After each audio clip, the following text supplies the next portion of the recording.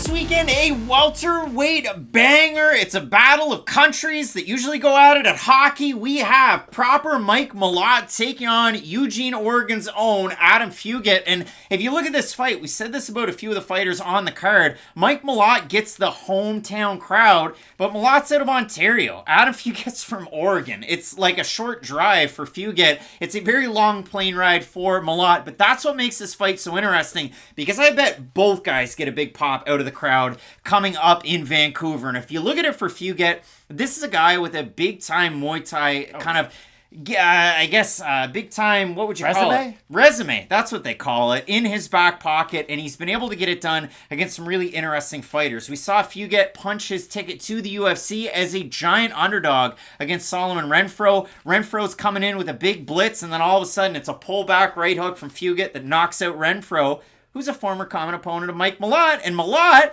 got dropped twice by Renfro, and then he ended up getting hit and hit some more. He drops Renfro, grabs a no-hook rear naked choke, and submits Renfro for the win. He fights Shimon Smatritsky in a main event on Dana White's Contender Series 2021, gets a win there. He's into the UFC, and Malott's one of those guys that was a known commodity for a long time. I mean, this is a guy that went to school at Dalhousie. Then he ends up training out of Titans, which is the gym that Gavin Tucker's represented in the past. He ends up fighting with Bellator and World Series of Fighting with less than 5 pro fights. Malott and a fresh face, Hakeem Dawodu, doing business. I don't know why I said Dawodu. I meant to say Dawodu. But that fight at featherweight, and in that one, they're both doing work. And then Malott, who missed weight for that one, at featherweight, ends up getting blitzed. He gets hit. It's a standing TKO knockout win for Dawodu, who went undefeated with World Series and then lost to Danny Henry in his UFC debut. Dawodu was supposed to be on this card, taking on Lucas Almeida, but that fight fell out. But for Malott, he take fights here and there, but all of a sudden, a really long layoff. He's the jiu-jitsu, Muay Thai, and striking coach at Team Alpha Male for a long time, so you'd see him in a lot of corners. We were always asking kind of silently in some of these videos, or maybe verbally, why isn't Mike Malott fighting? And now all of a sudden he's really come down, bitten down on the mouthpiece. 2 first-round finishes in the UFC, one over Mickey Gall, and then one over Quebec's Johan Lainez his last time out.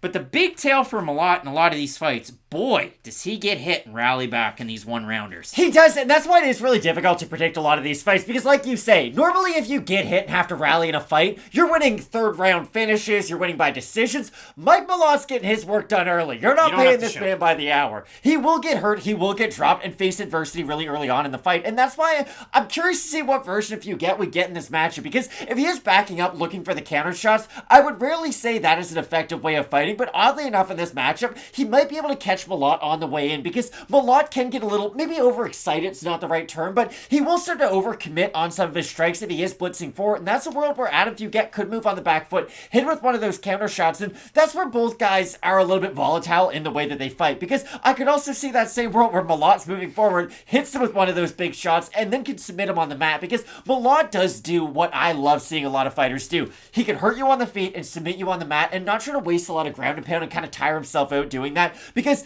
there seem to be 2 or 3, really 10, 15 prospects every year where it felt like that's how the UFC debut would go. They'd drop some guy, look really good, get tired doing ground and pound, and then would have nothing left. For Malott, I do like his ability to go for submissions after his initial striking success on the feet. And you saw Fugitt his last time out taking on Kinoshita, where he was able to have a lot of success on the feet. He did get rocked and dropped early, but he rallied. He's able to get the fight down to the mat, and listen, he had that back mount. Kinoshita was going nowhere. You thought maybe the round was going to end, but then he started to land those big elbows, and that was all she wrote. So Fugitt gets a big win his last time out, and even in his debut on incredibly short notice, he replaces a big-time fighter and takes on Michael Morales, who's now 14-0, and he's going to be fighting Max Griffin coming up in July. Fugitt looked good in the first 2 rounds of that fight, and then he gets dropped in the 3rd round after his coach asked him, "Are you having fun? Are you having fun between rounds 2 and round 3? He said yes, he was. So for Fugitt, he's got that background in Muay Thai. He's good with his jiu-jitsu in these fights. And if you look at it, even coming up, he had lost to Austin Vanderford, who ended up fighting for a Bellator title and won on Contender Series. Great. It did not go great. And he had a loss to Kalen Hill, who ended up on Contender Series as well. So a good background for Fugitt. He's going to have that kind of hometown feel because he's from very close by, training in and around Portland. Art of War and MMA and fitness, an Oregon guy, is Fugitt. And when it does come down to it, he did an interview with James Lynch, All Access MMA, and he said that, listen, when he started his amateur Muay Thai career, it was in Vancouver, so he hopes to have those same fight fans with him. He also could have Evan Dunham in his corner, who actually fought at UFC 115 and beat Tyson Griffin. Had a draw against one half of the co-main event, Beneil Dariush at 217. Like a Jesse Ventura type, just fighting to draws. But yeah, some wild stuff from Evan Dunham, but for Fugitt, awesome to see all of that. For both of these guys, you look at Fugitt, long sidewinder type of southpaw who holds his hands really high, but when he gets that hook out there, when he gets that straight left hand, it's good. Fugitt's one of those guys that's going to kick to all three levels from distance, and he throws a great head kick really quick. Mike Malott will hold his hands up really high, and he kind of leads with his head. His leg kicks are really good, but he doesn't throw a lot of kicks to the body or to the head. Doesn't. So I'm eager to see what we get out of these two guys, because to me, it feels like the younger fighter out of Canada on a win streak is probably the A side. And Fugitt's almost brought in to lose, but we saw that out of Fugitt his last time out. Kinoshita was a big favorite. For sure. And Fugitt, we threw up a lot of red flags as to how he could win. We didn't necessarily pick him. So Malott is favored to get the win in the matchup. We have a look at the Tapology vote. Surprise us there to you. I'm going to say over under 82.5% Malott. I think it'll be under, but it'll be the favorite. It's way over. 861 total votes, 93% Malott, 14% by decision, 29% by submission, 49% by knockout. For the 7% that a Fugitt, 59% by knockout. Going back and watching the tape study, Matt, more red flags than green flags.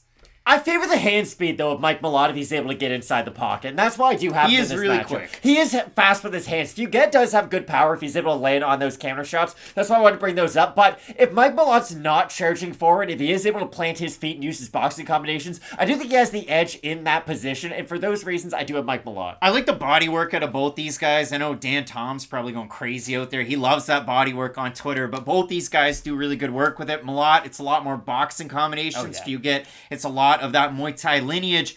I do ever so slightly have Mike Malott in this one. Again, he's got a lot in terms of teammates and training partners that are coming to this. Jasmine Jasudavicius, Kyle Nelson as well. Maybe you can lump Diana Belbita into that, but I doubt they really see the training mat at the same time. But when it does come down to this one, an interesting look from Malott at the start of his fights, because he'll start with southpaw for about a minute, and then he switches to orthodox, and then he'll kind of go between the two and flow a little bit. So eager to see how that one plays out. And maybe Brother Jeff will be there with him. Manitoba Moose's own, Brother Jeff, just doing the hockey. So a big-time fight coming up this weekend. Both of us going with the Canadian proper Mike Malott to get the win. But let us know if you have that tricky southpaw sidewinder Adam Fugitt, because my confidence is shattered in the matchup.